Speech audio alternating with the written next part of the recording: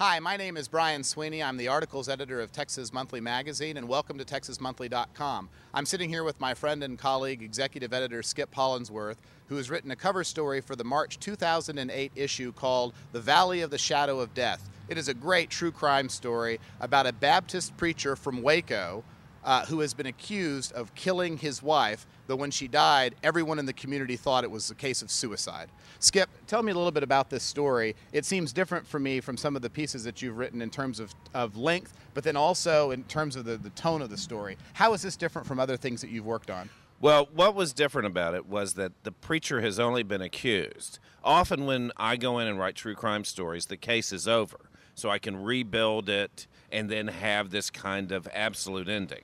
But in this case, the preacher had just been arrested, has not even yet been indicted, and there are rumors that he would not even go to trial. It was a tricky story to write legally and might never have been written except for one thing. The preacher not only agreed to talk, as you can tell from the cover of the magazine, he agreed to be photographed. And that never seems to happen, as you say, before the actual trial begins. Because defense attorneys almost never let their clients talk prior to a trial because the clients can maybe say something that can then be used against them in court. Right. The man's name is Matt Baker. His wife's name was Carrie. Talk just a little bit about their backstory and how you came onto the story in the first place. Well, as you know, Texas is Baptist country, and Waco is the holy city for Baptists. It's the home of Baylor, which is the largest Baptist university in the country.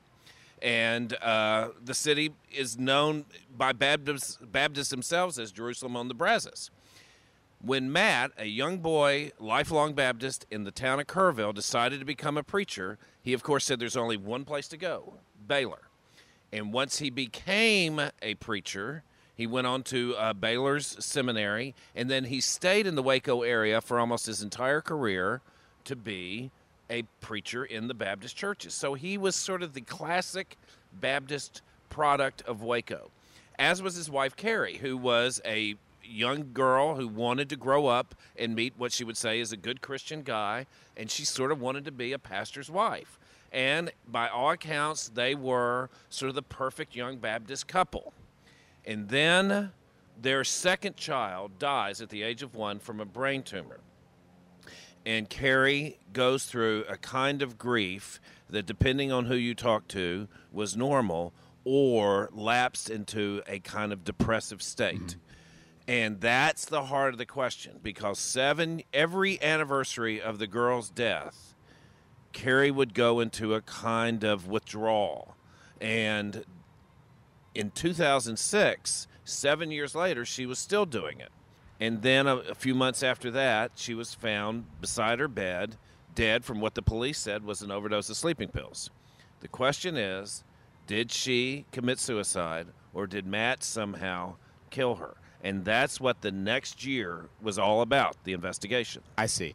But one of the interesting things about this is that for a long time, people believed that Carrie had committed suicide, which may well be the case.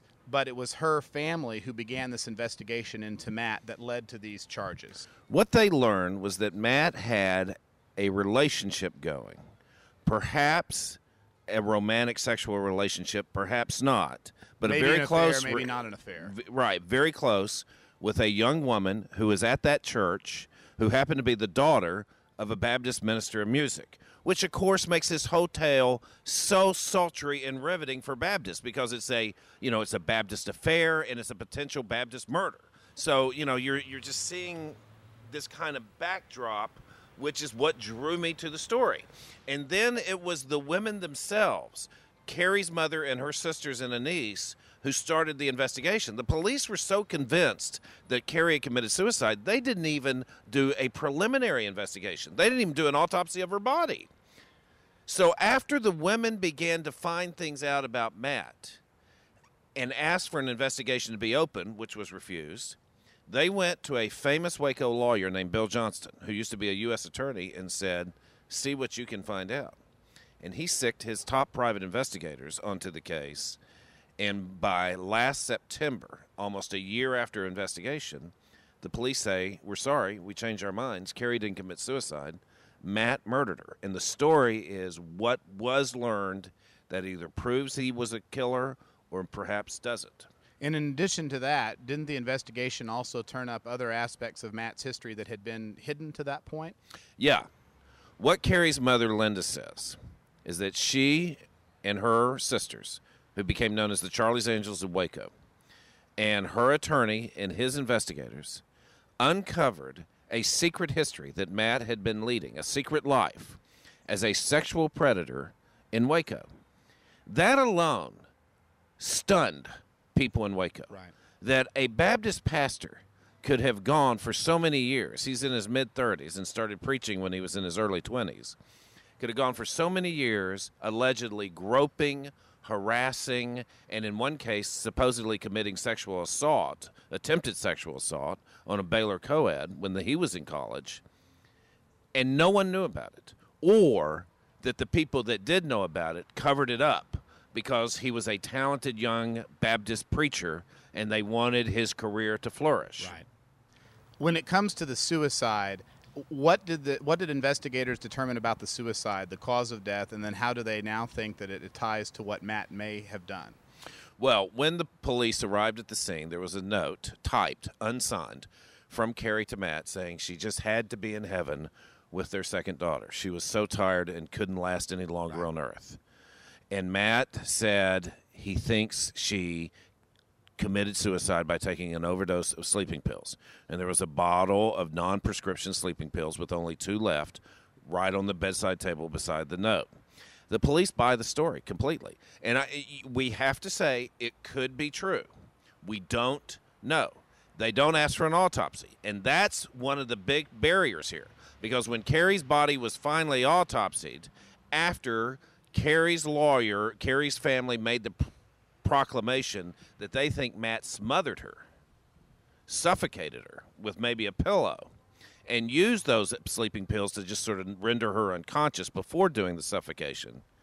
When they did the autopsy, there was almost little evidence left to find out exactly how she died. Right.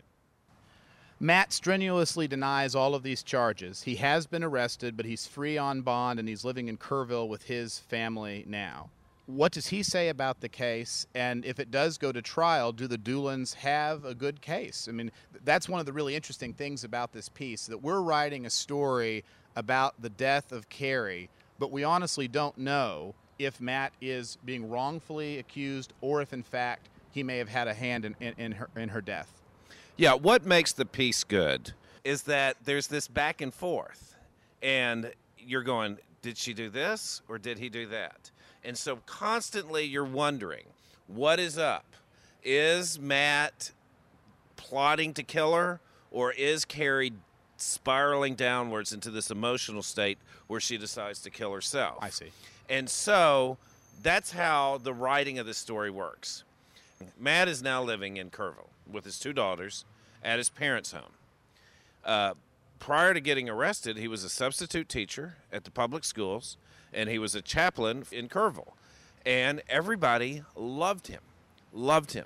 And that's the other part about Matt. He was just this nice, considerate, polite, proper young man who had what seemed to be this great amount of empathy for other people and their problems. So here he is living there. He gets arrested.